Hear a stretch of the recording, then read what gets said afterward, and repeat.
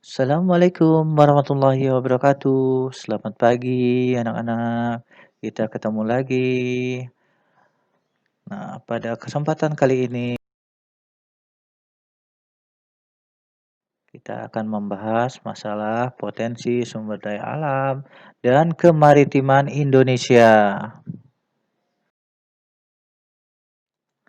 Tujuan pertemuan kita kali ini, nah, kalian dapat menjelaskan potensi sumber daya alam berupa hutan di Indonesia. Menjelaskan potensi sumber daya alam berupa sumber daya tambang, menjelaskan potensi sumber daya perikanan laut Indonesia, menjelaskan sumber daya hutan mangrove di Indonesia, dan menjelaskan potensi sumber daya terumbu karang di Indonesia.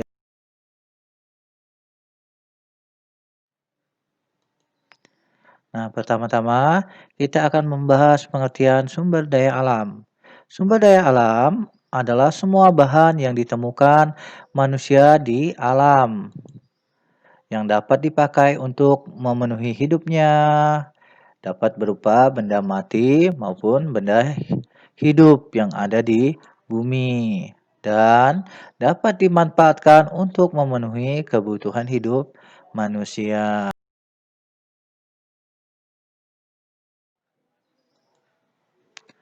Nah, selanjutnya sumber daya alam dapat dikelompokkan menjadi yang pertama berdasarkan kemungkinan pemulihannya, yaitu sumber daya alam yang dapat diperbaharui, contohnya tumbuhan dan hewan, atau tanah.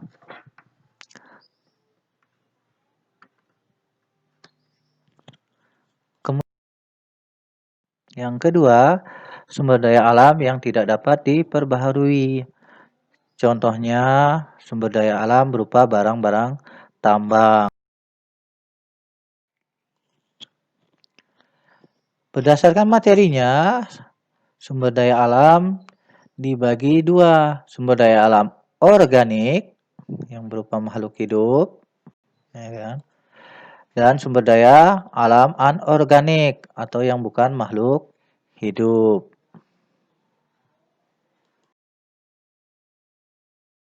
Ya,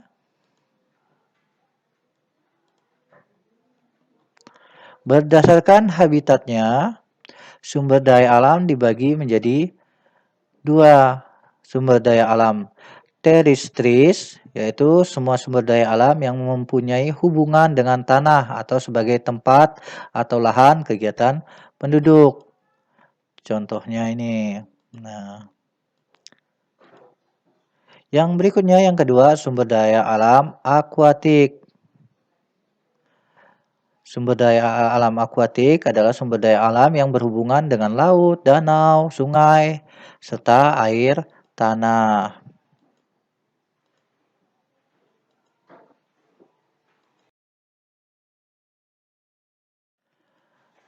Yang pertama kita bahas tentang sumber daya alam, yaitu sumber daya alam hutan. Seperti yang kalian ketahui, wilayah Indonesia merupakan salah satu paru-paru dunia yang memiliki hutan yang luas.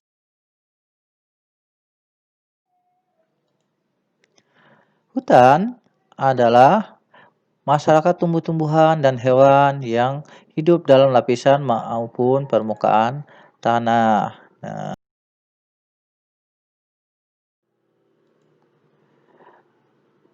yang berikutnya, faktor yang mempengaruhi persebaran hutan. Yang pertama, iklim. Nah, iklim mempengaruhi jenis tumbuh-tumbuhan yang hidup di hutan tersebut.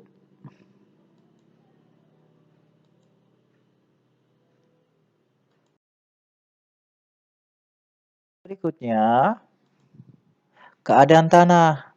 Keadaan tanah juga mempengaruhi jenis tumbuh-tumbuhan yang bisa hidup di daerah tersebut, sehingga tumbuh-tumbuhan yang hidup beraneka ragam.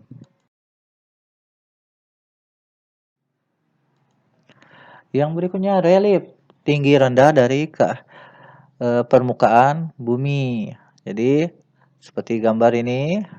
Nah, semakin tinggi wilayahnya, jenis tumbuh-tumbuhan yang hidup juga akan semakin sedikit.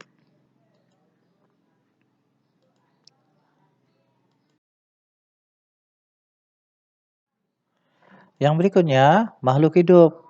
Makhluk hidup ini juga mempengaruhi tentang persebaran hutan. Mhm.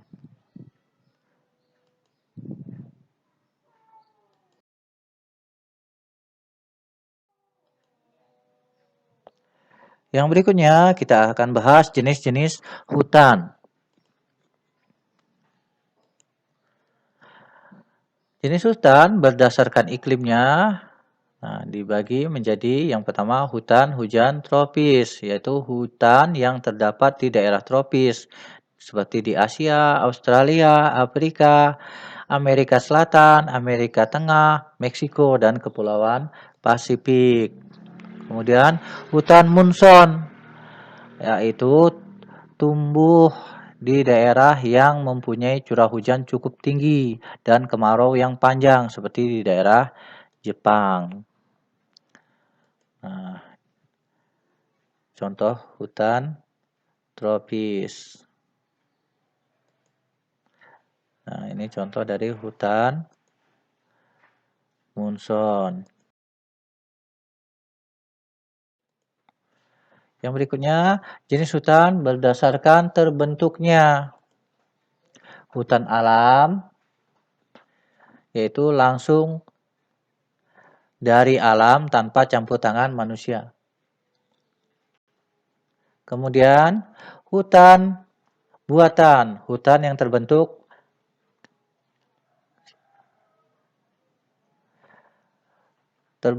dari campur tangan manusia.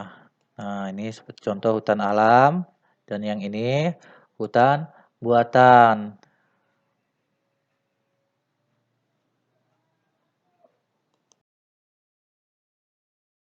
Ya, berdasarkan statusnya.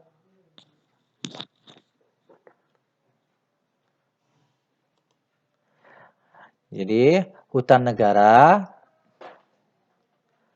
tanahnya tidak dibebani atas hak. Kemudian, hutan hak,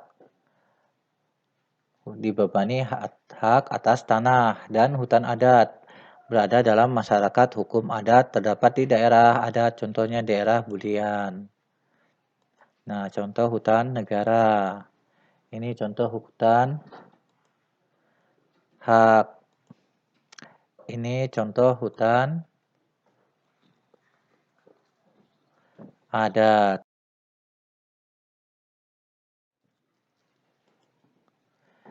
Yang berikutnya, jenis hutan berdasarkan jenis tanamannya. Ada hutan homogen yang terdiri atas satu jenis tumbuhan, banyak terdapat di daerah Jawa. Kemudian hutan heterogen, hutan yang terdiri atas bermacam-macam tumbuhan, banyak terdapat di daerah Sumatera, Kalimantan, dan Irian Jaya. Nah, contohnya hutan heterogen. Yang ini contoh hutan.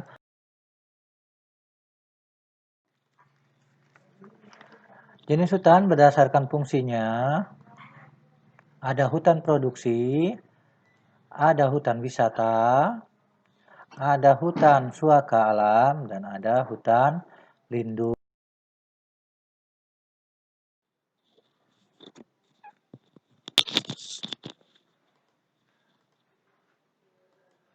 Jenis-jenis hutan di dunia, yang pertama ada hutan bakau, yang banyak terdapat di daerah kita.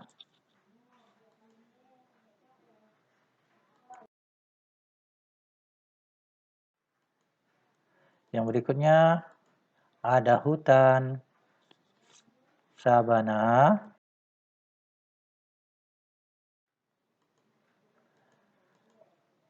Yang berikutnya ada hutan rawa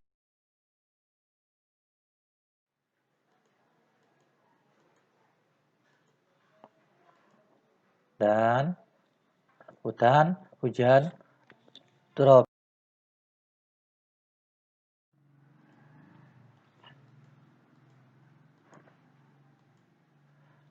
Nah, selanjutnya hutan musim atau monsoon.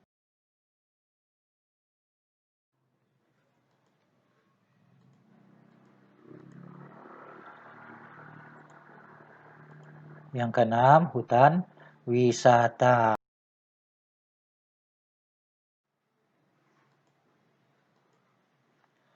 Yang ketujuh, ada hutan cadangan.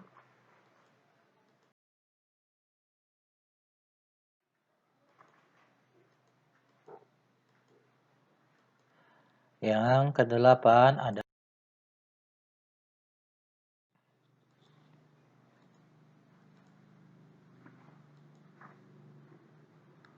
dan yang kesembilan, ada hutan produksi atau hutan industri.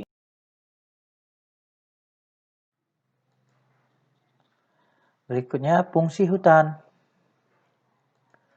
Fungsi hutan ada fungsi ekonomi, seperti penghasil kayu, kemudian penghasil devisa bagi negara, kemudian fungsi ekologis, yaitu mempertahankan kesuburan tanah, mencegah terjadinya erosi dan banjir, tempat untuk mempertahankan keanekaragaman hayati.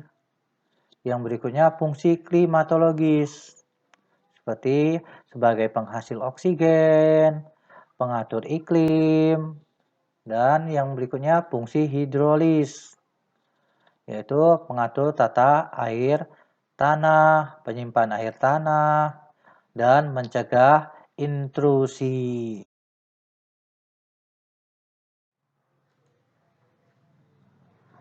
Berikutnya fungsi hutan. Fungsi hutan sebagai tempat wisata, kemudian tempatnya fauna, kemudian untuk pelestarian alam, dan untuk hutan kota.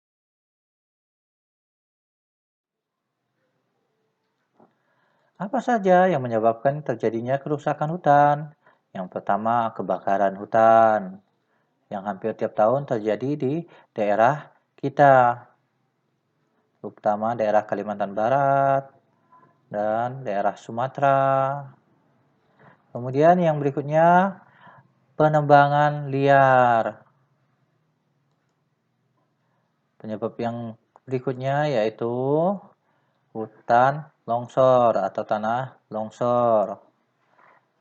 Selanjutnya, pencemaran hutan yang banyak dilakukan oleh manusia dengan membuang sampah sembarangan, ya kan?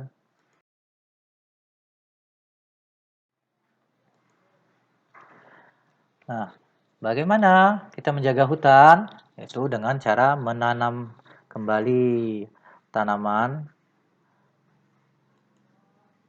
Kemudian, let's go green, menghijaukan kembali hutan. Nah,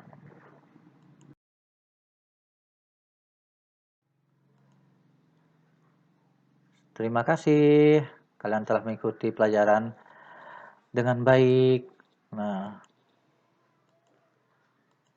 ya.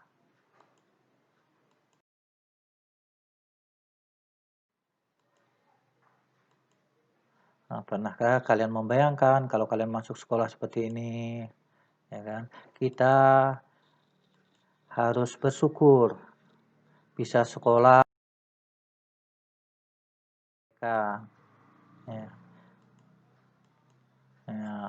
Betapa sulitnya perjuangan mereka untuk sekolah. Tidak seperti di kita. Kita mau pergi sekolah, tinggal pergi, kemudian kena beri jajan.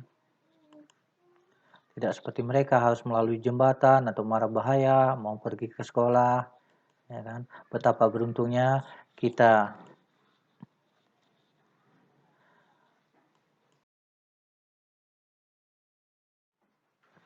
Baik, sekian pertemuan kita hari ini.